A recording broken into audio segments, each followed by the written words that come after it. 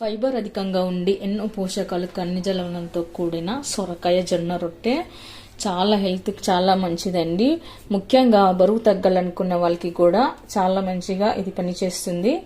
మరైతే నేను ఇందులోకి ఏమేమి వేశాను, ఎలా చేశాను అనేది వీడియో ఎక్కడ స్కిప్ చేయకుండా చివరి వరకు అయితే చూడండి, మీకే తెలుస్తుంది. హలో అండి, వెల్కమ్ టు మా ఇంటి రుచి మన కిచెన్. ఇవాళ మనం ఎంత హెల్తీగా టేస్ట్గా ఉండే సొరకాయ జొన్న రొట్టె చేసుకుందాము. చాలా మంది రొట్టెలు చేయడానికి కవర్ మీద తడతాడు కదండి, అలా కవర్ మీద కాకుండా మనం ఇంకో పద్ధతిలో అయితే చేసుకుందాము. ఈ విధంగా సులువుగా పద్ధతిలో చేసుకున్నట్లయితే మీకు రొట్టెలు చేసుకోవడం కూడా త్వరగా అవుతుంది.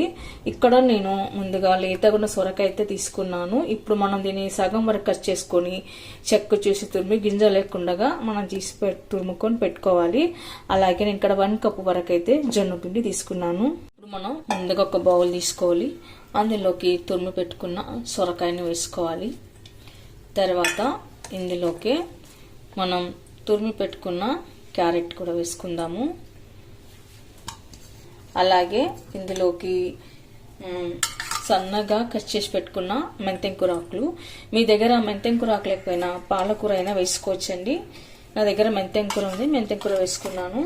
అలాగే కట్ చేసి పెట్టుకున్న కరివేపాకు, కట్ చేసి పెట్టుకున్న పచ్చిమిరపకాయలు, జీలకర్ర, కట్ చేసి పెట్టుకున్న కొత్తిమీర. ఇప్పుడు ఇవన్నీ వేసాక ఒకసారి కలిపి పెట్టుకుందాము.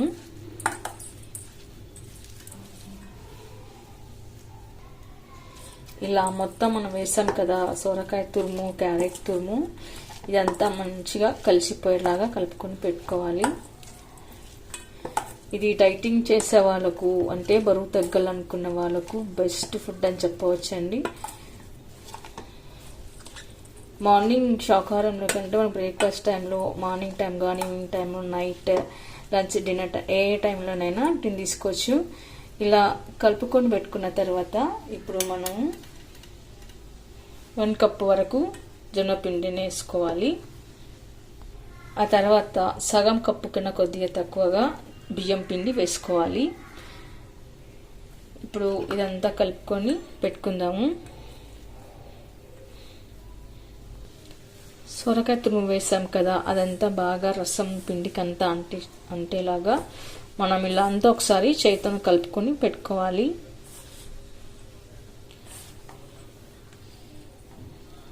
ఇలా కలిపి పెట్టిన తర్వాత ఇందులోకి తగినంతగా ఉప్పు వేసుకోవాలి, రుచికి సరిపడా ఉప్పు వేసుకోవాలి. ఆ తర్వాత ఇప్పుడు మనం కొద్దిగా నీళ్లు వేసుకుంటూ ఇడ్లీ పిండిలాగా కాస్త గట్టిగానే కలుపుకొని పెట్టుకోవాలి.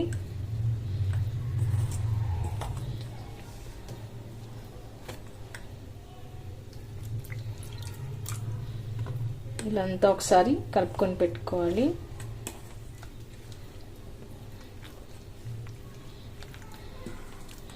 అప్పటికప్పుడే ఇది మనం మార్నింగ్ బ్రేక్ఫాస్ట్లోకి చేసేసుకోవచ్చండి.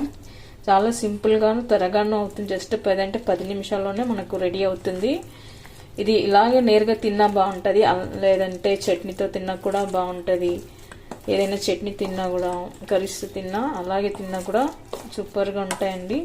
మనకి లంచ్ బాక్స్లో కూడా బాగుంటాయి, ట్రావెల్కి కూడా చేసుకొని కూడా మనం తీసుకువెళ్ళచ్చు. ఒక్క రోజుకి అంతా బాగుంటాయి. మరి కాస్త నీళ్ళు వేసుకొని కొద్దిగా కలుపుకోను. ఇలాంటి కలిపి పెట్టుకున్న తర్వాత ఒక 5 to 10 minutes, 5 నుంచి 10 నిమిషాల వరకు మనం పిండిని అలానే వదిలేయాలన్నమాట. కాసేపు నానబెట్టాలి.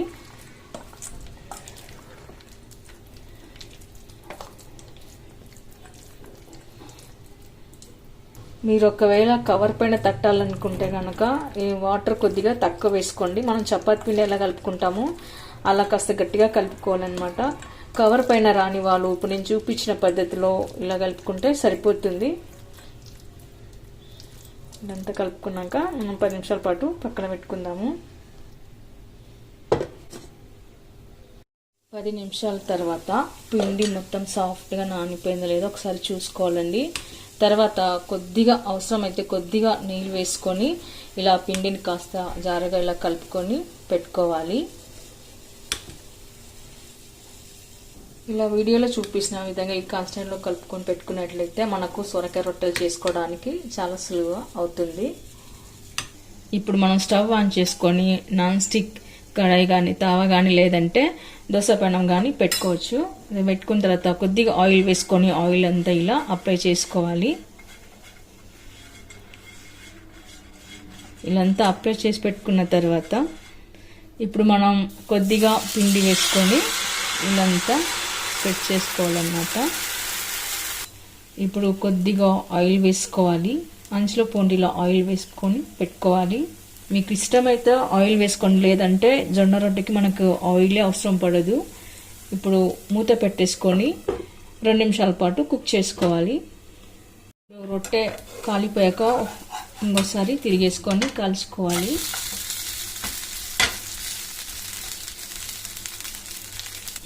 మనం ఇలా రొట్టెని 2 వైపులా కాల్చుకొని పెట్టుకోవాలి. ఈ రొట్టెలు చూడడానికే కాదండి, తినడానికి కూడా చాలా అంటే చాలా బాగుంటాయి. చూడండి, ఇప్పుడు మనం మిగతా రొట్టెలు కూడా ఇలాగే కాల్చుకొని పెట్టుకుందాము. ఓకే అండి, చూసారుగా ఈ పరాటాలని మనము పల్లి చట్నీతో తిన్నా లేదా అల్లం చట్నీతో తిన్నా కూడా చాలా రుచిగా ఉంటాయండి, బాగుంటాయి. మరి మీరు కూడా ఒకసారి ట్రై చేయండి. మీకు ఎలా కుదిరిందో కామెంట్స్లో పెట్టండి. లైక్ చేయండి, షేర్ చేయండి. తప్పకుండా మన ఛానల్ని సబ్స్క్రైబ్ చేయండి. Thank you for watching.